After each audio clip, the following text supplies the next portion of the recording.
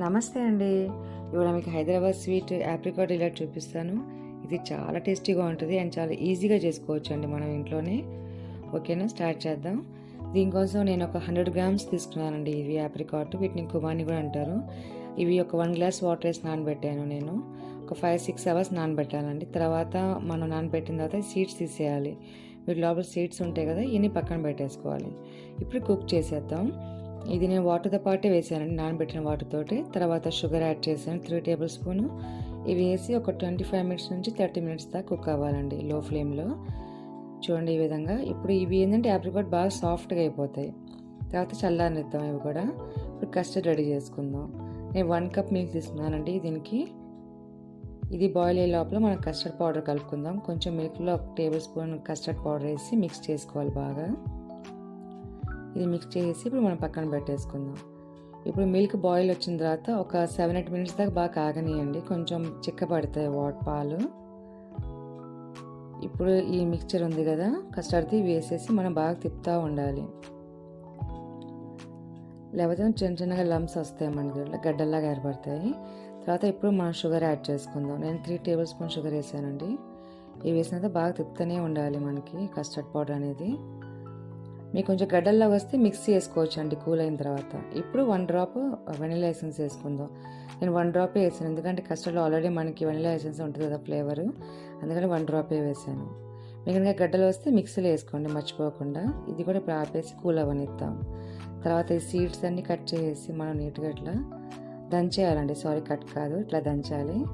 తర్వాత వీటిలో ఉన్న సీడ్స్ అన్ని తీసి పక్కన పెట్టుకోవాలి. పప్పులు ఉన్నాయి కదా, బాదం పప్పు పెట్టేసి ఇప్పుడు మనకి ఇవి ఆప్రికాట్ ఉన్నాయి కదా, ఇవి మనం మిక్సీ పట్టేయాలి.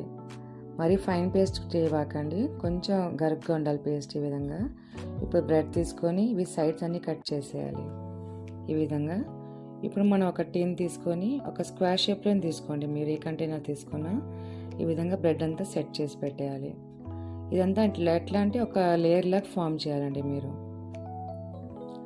ఇప్పుడు మనకి ఆప్రికాట్ పేస్ట్ ఉంది కదా, ఇది నీట్గా స్ప్రెడ్ చేసేయాలి. ఇది సెకండ్ లేయర్ లాగా ఈ విధంగా మొత్తం నీట్గా స్ప్రెడ్ చేసేయాలి. తర్వాత ఇప్పుడు ఇంకో లేయర్ వచ్చేసి మళ్ళీ బ్రెడ్ వేయాలి. ఇది మొత్తం గ్యాప్ లేకుండా మనం నీట్గా ఫిల్ చేసుకోవాలండి. చూడండి ఇప్పుడు నేను మొత్తం ఫిల్ చేశాను ఇట్లా, ఈ విధంగా గ్యాప్ లేకుండా. ఇప్పుడు మనకి కస్టర్డ్ ఉంది కదా, ఇది కూడా ఒక లేయర్ లాగా వేసేయాలి. ఇది కూడా నీట్గా స్ప్రెడ్ చేసేయండి. ఈ స్వీట్ మనకి ఒక 2-3 అవర్స్ ఉంటుందండి ఫ్రిడ్జ్లో. 2-3 అవర్స్ ఫ్రిడ్జ్లో పెట్టాలి. ఇప్పుడు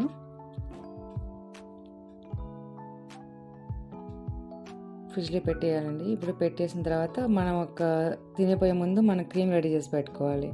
నేను 1/2 కప్ క్రీమ్ తీసుకున్నాను. దీంట్లో ఒక 2 టేబుల్ స్పూన్ షుగర్ యాడ్ చేస్తున్నాను.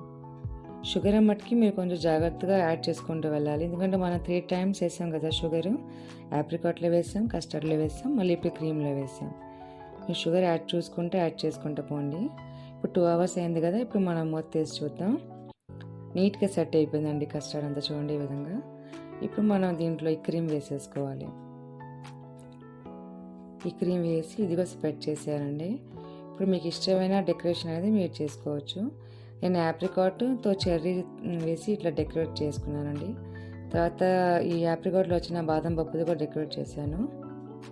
ఇంకా లాస్ట్లో ఈ పిస్తా పౌడర్ వేసానండి లాస్ట్లో. ఇది అంతేనండి, చాలా బాగుంటుంది ఈ స్వీట్, తప్పకుండా ట్రై చేయండి. ఈ స్వీట్ మీకు 2-3 డేస్ వరకు ఉంటుందండి ఫ్రిడ్జ్లో పెడితే. అంతేనండి, చూసారా ఎంత సింపుల్గా అయిపోయింది కుబానీ స్వీట్. ఇది దీన్ని కుబానీ స్వీట్ అంటారు, ఆప్రికాట్ డిలైట్ కూడా అంటారు. సబ్స్క్రైబ్ మై ఛానల్ అండి. Thank you for watching.